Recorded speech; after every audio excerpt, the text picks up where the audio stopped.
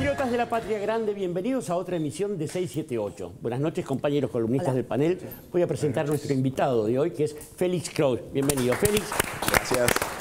Félix es fiscal de la Procuración General de la Nación, además de un reputado colega en estas cosas del éter. Así que bienvenido nuevamente, Félix. Gracias. Vamos a ir al primero de los informes que tiene que ver con la sesión de diputados, donde el quórum se logró por la presencia de diputados opositores que, por supuesto, fueron pertinentemente escarnecidos por los de siempre. Vamos al informe.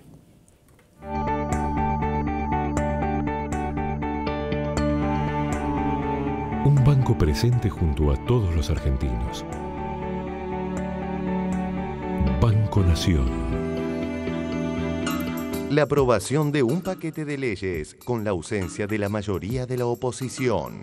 La Cámara de Diputados, con una intensa actividad, se aprobaron cerca de 100 leyes. Fue con la participación, el apoyo del oficialismo y otros partidos. Se alcanzó el quórum que tardó en lograrse luego de que la oposición, el PRO, el Frente Renovador, la Coalición Cívica y Progresista rechazaran el debate para tratar estos proyectos. No vamos a participar de la sesión, vamos a dejar que terminen ellos solos haciendo estas cosas que me parece que es como una especie de abuso de poder. Hay algún argumento por allí que dice que estaríamos entorpeciendo la transición entre un gobierno y otro con esta sesión. Algunos de los que no están dicen esto. Esta maniobra, producir este hecho, alterar la paz democrática en una transición que debe ser normal. La pregunta es, ¿qué transición democrática entre un gobierno y otro se puede estar entorpeciendo por resolver el problema del pueblo y de la comunidad de Río Turbio? ¿Qué transición puede estar afectándose cuando estamos votando la participación en las ganancias de los trabajadores? ¿Qué transición se puede estar afectando cuando estamos devolviendo justicia a los trabajadores del BAUEN? ¿Qué transición se afecta cumpliendo con resolver y reparar la injusticia sobre los regímenes de propiedad participada que dejaron colgados a tantos compañeros de gas del Estado, de energía eléctrica, de SEGVA, de agua y energía? No hay ninguna transición que pueda verse afectada por esto. No vamos a participar de la sesión porque no consideramos que sea una falta de respeto a nosotros, sino que es una falta de respeto al pueblo que acaba de votar y que esta gente no lo tiene en consideración. Y quiero denunciar también que en el día de ayer por la noche, los que hoy no están, tratando de que nosotros no estemos, nos dijeron que no iban a venir. No porque no estuvieran de acuerdo con estos proyectos, porque incluso dijeron algunos que estaban de acuerdo. Dijeron que no venían porque acá se iba a votar la presidencia para la auditoría de Aníbal Fernández. Y esto es mentira. No tiene que haber lugar a la hipocresía. Los que no están acá es porque no quieren expropiar el BAUEN, porque no quieren garantizar la democracia de los trabajadores, porque no quieren participación en las ganancias. Por eso nos quedamos, por eso estamos acá, por eso peleamos el quórum. Está Miriam Bregman, diputada nacional del PTS Frente Izquierda. Todo el mundo está como muy indignado por la presencia de ustedes dando quórum, no solo de ustedes, también de Lozano y de otra gente. Primero, Jorge, aclararte que no todo el mundo. Si vos hablás con los trabajadores que hace años que vienen peleando leyes, como los trabajadores del BAUEN, o los trabajadores telefónicos, los trabajadores de gas del Estado, son trabajadores que hoy sienten que están un poquito más cerca de eso que vienen luchando y reclamando hace mucho tiempo. Para nosotros es un triunfo resonante, digamos. Estuvimos buscando esto durante casi los 13 años de la cooperativa. Nos abre el panorama para que podamos trabajar con tranquilidad, planear la cooperativa a mediano y largo plazo. Bueno, en fin, termina con la incertidumbre de tanto tiempo. No podían los proyectos, por lo menos conversarlos con Cambiemos y decirle, escúchame, Yo no le doy quórum, pero me comprometés que estos proyectos, que parece que además estaban de acuerdo, los vamos a votar. Nosotros lo hablamos. Hay proyectos con los que no estaban de acuerdo. Por ejemplo, de expropiación del BAWEN. Y te digo por qué no estaban de acuerdo. Porque algunos diputados tienen acciones con Mercoteles, que es la empresa que llevó a la quiebra al BAWEN. Estoy mirando cómo TN trabaja activamente para que la oposición no vaya. Hasta el último día les hacen hacer lo que ellos quieren. El título ahora es: a 7 días de irse, 91 proyectos de ley. Mirá un diputado que desoiga el mandato de la gente del grupo hoy y vaya y quiera participar y dar quórum. La que le espera después. Sin Donda y sin Lozano la sesión no hubiera empezado. Ellos y 6 diputados más de la izquierda le dieron al kirchnerismo el quórum para que se pudiera hacer esto.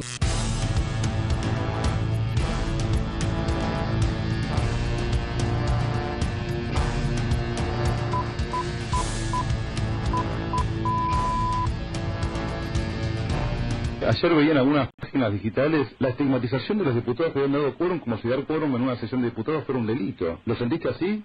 Sí, por supuesto. Lo que yo quiero dejar claro es que a mí la agenda no me la va a marcar ningún medio de comunicación. Estamos viendo a Lozano y a Donda. O sea, son ellos dos los que le están dando el quórum. De ellos no hubiesen tenido el quórum para avanzar con la aprobación de todos estos proyectos. Así que bueno, va a ser interesante escuchar después las explicaciones que tengan para dar a la gente. Estaba ese argumento también, sí. Por eso, a ver cuál es el argumento de ellos, ¿no? Así que bueno, va a ser interesante escuchar después las explicaciones que tengan para dar a la gente. Estaba ese argumento también, sí. Por eso, a ver cuál es el argumento de ellos, ¿no? Los que estamos acá estamos porque estamos convencidos que estamos votando leyes que son a favor de los trabajadores y no nos vamos a ningún lado, ni porque los critiquemos a ustedes, ni porque los critiquen a nosotros, aquellos no están que no quieren que salgan estas leyes. Acá nos quedamos hasta que los proyectos de ley a favor de los laburantes los podamos votar. Y si estamos en esta situación, que cada uno se haga cargo de por qué llegamos hasta acá. El proyecto de expropiación del BAWEN fue uno de los primeros proyectos que presenté hace 8 años que venimos peleando por este proyecto de ley. Si llegamos a esta sesión accidentada, sin quórum propio, con poca fuerza, es porque quienes tuvieron la mayoría durante todos estos años se negaron a tratarlo en las comisiones y a discutirlo. Y el BAWEN es de los laburantes, no se toca, y al que no le gusta, que se joda. Gracias. Entre otros, hay un proyecto que por supuesto molesta a la gente de Canal 13. El proyecto de reparación histórica a ex trabajadores de Canal 13. Entonces vos entendés por qué ellos están enloquecidos durante toda la mañana jugando a que, ¡qué barbaridad! Quieren sacar 91 proyectos faltando 7 días para terminar su trabajo. Lo que no quieren es que este proyecto tenga ni media sanción. ¿Sabes a qué suena, Bergman? A que ustedes tienen una posición en la teoría y otra en la práctica. En la teoría están denunciando al kirchnerismo y en la práctica están favoreciendo que haga la sesión. No, nosotros no favorecimos que hagan la sesión. Nosotros fuimos dieron quórum. Claro, pero fuimos a todas y cada una de las sesiones. Esta sesión no tenía nada en particular con relación a todas las anteriores, donde entregaron YPF, donde le pagaron a Repsol y la oposición fue. La que tiene que explicar qué tenía de distinto esta sesión es la oposición. Nosotros lo dijimos claramente, no vemos nada distinto de esta sesión de las anteriores, era una sesión más. Está en juego la Constitución Nacional. Porque hay proyectos que están, sobre todo están los compañeros telefónicos y los compañeros de televisión, que tiene que ver hacer, después de más de medio siglo, hacer operativo el derecho constitucional de los trabajadores a participar en la ganancia de las empresas.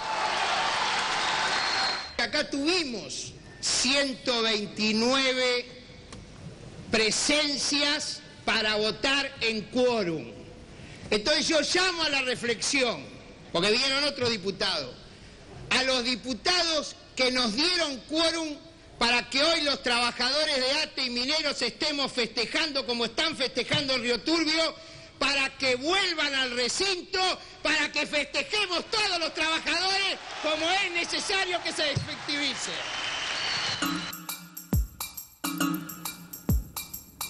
Bueno, se trata de un informe tan elocuente como el diputado Lozano, ¿no, Félix? Verdad. Mirada sobre esto. Hace varios días que no se habla, que hay dos términos que fueron abolidos en la discusión política y económica: empleo y trabajadores. ¿no? Hablamos de retenciones, hablamos de déficit fiscal, déficit comercial, cepo, no cepo, si las reservas son papelitos de colores, si son virtuales, si hay dólares, si hay o no hay. Pero dos elementos que hacen a la toma de posición y a la centralidad de los sistemas, que es si ponemos el eje en la persona de carne y hueso, en la dignidad del trabajo o de no tenerlo, y en la dignidad del salario justo o la indignidad de la explotación. Esto ha salido, y no es la primera vez que quedan abolidos términos, ¿no? ¿Recuerdan ustedes que durante el menemismo, no sé, el término pueblo, por ejemplo, no existía? No existió, se hablaba de la gente. Durante una década no se habló del pueblo, después se volvió a hablar del pueblo, respetando la Revolución Francesa. Es casi una insolencia esta última sesión de la Cámara de Diputados, porque instala en la centralidad de la escena las antípodas de lo que me parece que es lo que será el discurso político hegemónico, mediático y desde el gobierno en los próximos días. Hablar de la participación de los trabajadores en las ganancias de las empresas, como dice el artículo 14 bis, es casi un insulto, ¿no? Bueno, es en este sentido auspicioso que lo que nos espera será un debate plural y alguien podrá asumir la defensa de los trabajadores de su trabajo y de su salario. A mí me parece en este sentido que hay algo para aprender, ¿no? Ahí escuchamos alguna cantidad de voces convergiendo en la defensa de los trabajadores y del salario, un rato tarde, creo, me parece, ¿no? Estamos acá donde estamos, con las acechanzas que todos sentimos, entre ellas la del empleo y la del salario para tantos compatriotas, porque este nivel de pasión y de convergencia no existió hace un rato. Clarísimo. Profesor Moca. Sí, concuerdo totalmente con Félix. A mí me parece que también, además de ser una expresión de las transformaciones que se dan en el interior de esta misma Cámara de Diputados, es un adelanto de la naturaleza de la política en los próximos tiempos.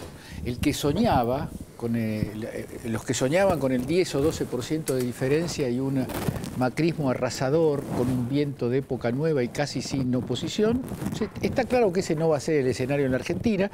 Vamos a tener que ser muy observadores de la práctica en las cámaras, porque de esa práctica va a depender la defensa de la soberanía nacional, la defensa de las conquistas de los trabajadores, la defensa del derecho a la libre circulación de la palabra, que entre otras personas, el que es anunciado como ministro de estos asuntos por Macri, acaba de decir que los programas, Hernán Lombardi me refiero,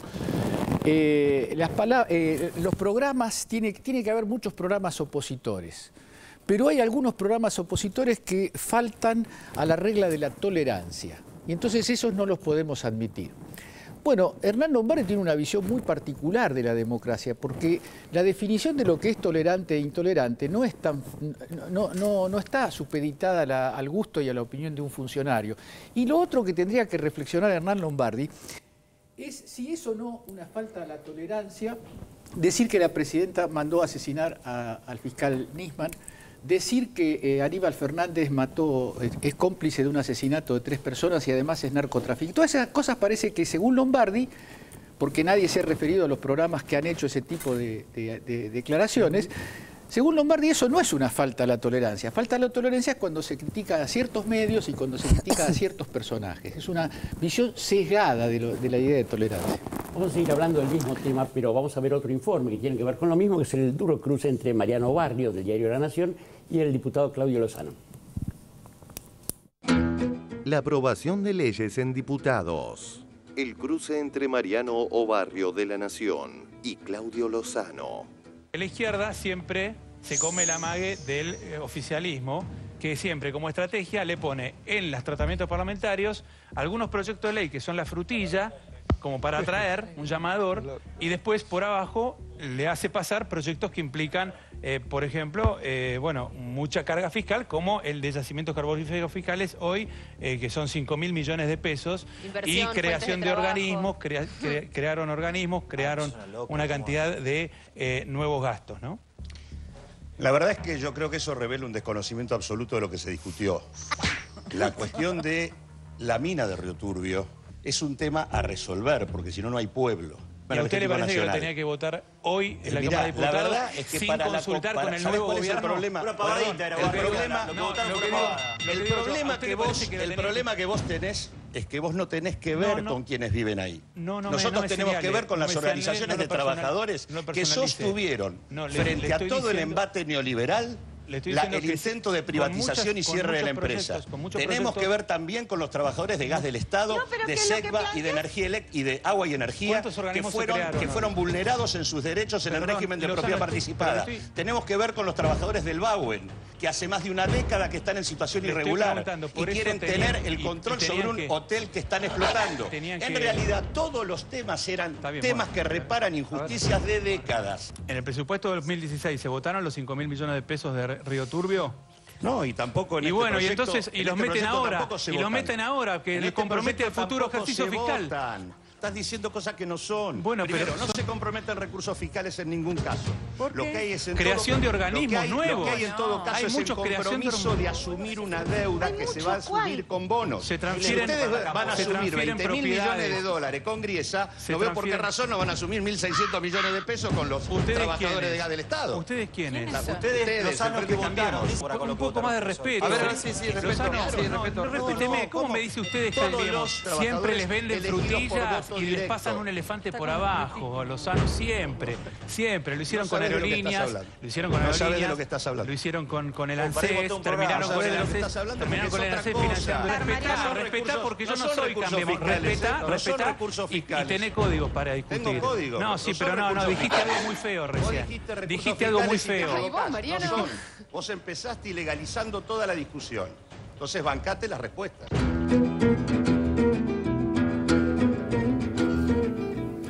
Bueno, no se puede achacar falta de claridad. ¿Sandra Russo? Sí, bueno, en principio qué bueno escuchar voces nuevas, ¿no?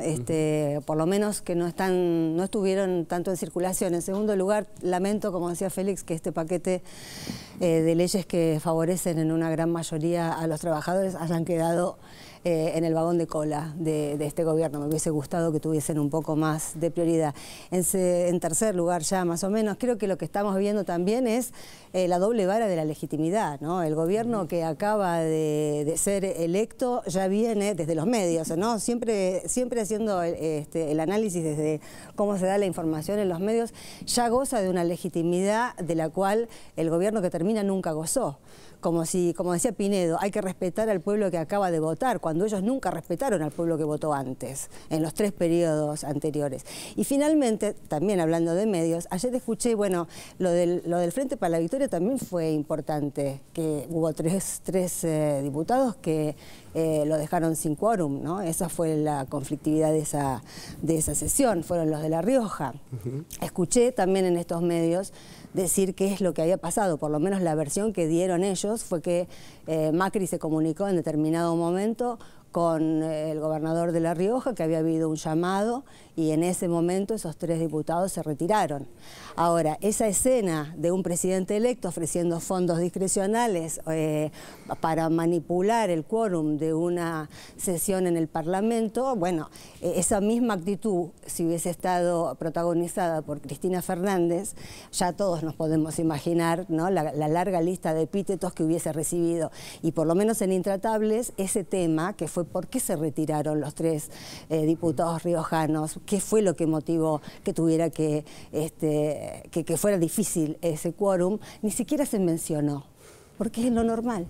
Absolutamente. Siempre quise decir, tiene la palabra el Ministerio Público, ¿no? Bueno, en realidad el retiro o no retiro de los 3 diputados riojanos, hay versiones, algunas parecen muy claras de lo que podría estar sucediendo. Cualquiera que haya visto la película Lincoln sabe que aún si el camino, si el infierno suele estar tapizado de buenas intenciones, al revés también algunas buenas intenciones suelen estar alfombradas con el infierno. Digo, en este caso me parece que hay un momento de reconfiguración política muy fuerte y es muy previsible que existan defecciones en algunos bloques e incorporaciones de otros. A mí me parece que esto es lo que hace apasionante para un tercer observador y también dramático, lo que pueda llegar a suceder en la vida parlamentaria en esta etapa. Yo, digamos, me gusta hacer eje en una situación que que no me parece menor. El sistema parlamentario argentino mostró mucha fortaleza contra lo que se cree durante la crisis del 2001. Nuestras leyes de acefalía, digamos, la ley de acefalía que rige el sistema de solución en situaciones muy críticas, como es la ausencia de un presidente o un vicepresidente, alcanzaron para sostener, junto con la dinámica y la madurez política de los actores de esa etapa, la institucionalidad en un momento de una profunda crisis política y en una extrema crisis económica y social. En este sentido, me parece que es un momento en un sistema presidencialista, hiperpresidencialista, como lo es el sistema argentino, que con la reforma del 94 no solo incorporó reelecciones que te dan la posibilidad de 8 años de mandato, sino el veto parcial, que es una herramienta para incidir fuertemente sobre los consensos parlamentarios que antes no existía. Digo, este sistema tan presidencialista tiene un cierto esbozo de protagonismo parlamentario que puede darle a esta nueva etapa una sustancia y una riqueza que no veíamos. Ante Palma. Y pensaba que, digamos, observamos a un gobierno que llega con la promesa de mayor diálogo en todo orden y pasa por alto que el lugar del diálogo principal en una república democrática es el Congreso. Por supuesto que todos tienen el derecho a no dar el quórum, eso también es parte de la lógica política, pero es llamativo, y no es la primera vez, pero digamos, también es llamativo que tanta histeria, ¿no? con este ejemplo. Y después pensaba también la cuestión de bueno, cómo se estuvo trabajando, cómo se estuvo visualizando el hecho de que el oficialismo tenga una mayoría en ambas cámaras. Se lo pensaba como una escribanía, ¿no? Esto de, bueno, el Ejecutivo manda y ahí votan casi como autómatas y zombies, ¿sí? Lo más natural es que seguramente el bloque oficialista vote lo que indica el oficialismo ejecutivo, digamos. Generalmente debería ser así. Pero, digo, es interesante porque a veces hay como un prejuicio liberal muy curioso, y es esto de que el mejor escenario posible es un escenario en el cual no haya mayoría y haya múltiples minorías. Porque se supone que las múltiples minorías están obligadas a negociar, que sería la situación que vendría ahora, digamos, ninguno se impone por sí mismo. Pero ya empezamos a ver en realidad el discurso antipolítico, que es el mismo. Era antipolítico cuando decía que en las cámaras hay una escribanía, y va a ser antipolítico ahora cuando digan, bueno, esto es tranza. Mariano Barrio, creo que no salió en el informe, pero yo ayer vi un pedacito, él decía, bueno, que finalmente es eso. ¿Viste cómo es? Te dan una, y entonces vos votás y después te dan otra y te la saca, o como decía ahí, te dan una frutilla pero por adentro te mandan. Ellos lo hemos escuchado también a lo largo de los últimos 30 años, ¿sí? Esta cuestión de, bueno, ahí se transan, ahí se negocian, ahí el teléfono levanta y el gobernador le dice, yo te doy una autopista y vos me das eso. Ahora, la conclusión es que en ambos, ¿sí? Lo que sucede ahí, digamos, es criticable en términos de la política entendida como eso, como la negociación, como una representación que se autonomiza de sus representados, etcétera, etcétera. No, pero la política es eso. Claro. A ver, digamos, los que tanto se quejan por las mayorías, recordemos que los países que ponen siempre como ejemplos, los que son tanto monarquías como repúblicas parlamentarias, se gobierna con mayoría parlamentaria. Forman gobierno. Y si no tenés esa mayoría y si entras en crisis, tenés un voto de censura y te quedás sin gobierno. Lo que existe es una dinámica distinta para siempre garantizar la gobernabilidad mediante la mayoría parlamentaria.